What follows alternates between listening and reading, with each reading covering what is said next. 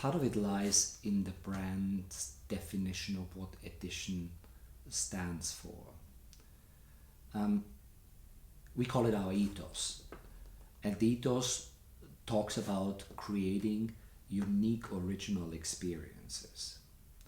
And whilst the ethos is pretty much alluding on how we deliver, what we aim to deliver, our core values, the guiding principles, if you want, and the base that everything is built around. What do I mean with this?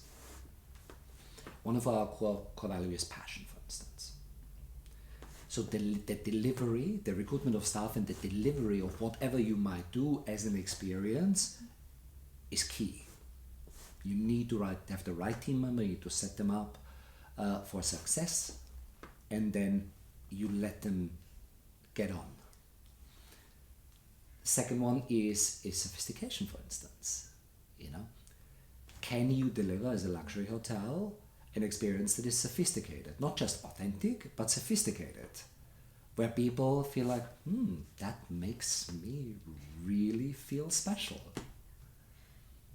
The next one is authenticity. I think it's the key to success, going back again to the team that is on the floor and that delivers those experiences. Are they authentic? Are they allowed to be authentic? Because that will establish whether or not they can connect emotionally with their guest. And then what we ask ourselves as well, when we kind of aimed to develop those experiences for Edition as a brand, and for the London edition particularly, in my case, is it enchanting?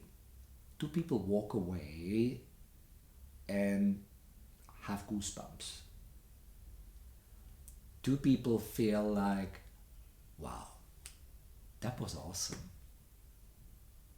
For whatever reason, you see what I mean? For some it's more erring towards the culinary enjoyment, the other one is the personal connection, the other one it's the environment, but most likely it's a combination of everything, I suppose. And whatever we do when it comes to crafting those experiences, we always ask ourselves, how are we performing against those 4 core values? And when you keep this in mind, I suppose it's a very good guideline that helps you not to get off track.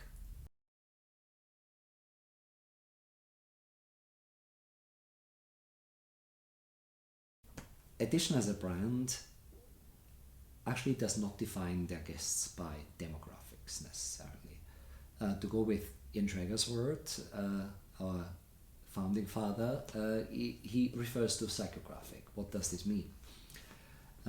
In the golden days in the 70s, for instance, when he opened Studio 54 in New York, one of the most successful nightclubs in the history, he had people from all walks of life there, and what he said, for him it was always important, and that did not change when he moved into the hotel industry subsequently, that people are able to have appreciation for what they see and what they experience.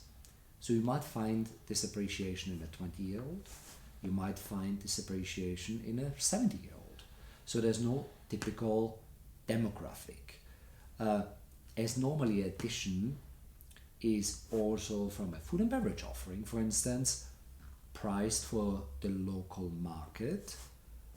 This would apply to the food and beverage as well. So we attract locals, and if somebody appreciates what we have to offer, let this be visual, the way the architecture and the design is featured in our hotel, or whether this is how we deliver service and food and beverage, then they are more than welcome. We are a very inclusive brand.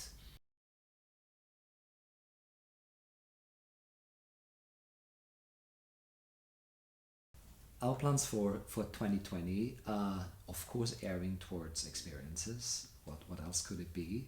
And we have a very unique space that is currently, in our opinion, slightly underutilized, which is the space that we have in our basement,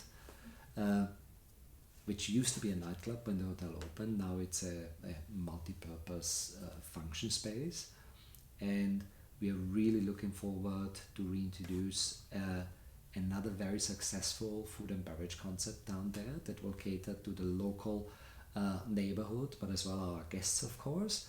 I can't tell you more at this point of time.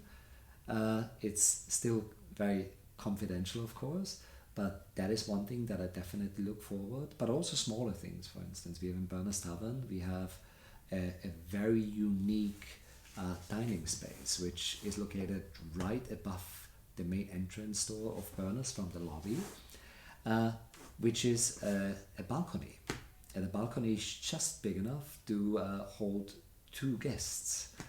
And we are very close to finalize a very unique dining experience.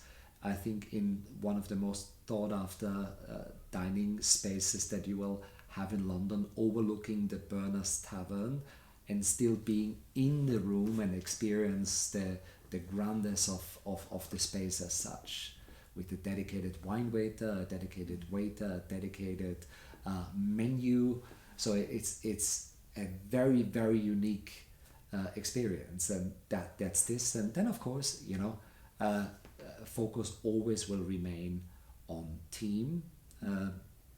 The development of the team is key, and we're looking at a couple of new initiatives that we're launching in 2020 that hopefully will also help us to have the team growing with us in the hotel and with the brand as edition grows on an international platform.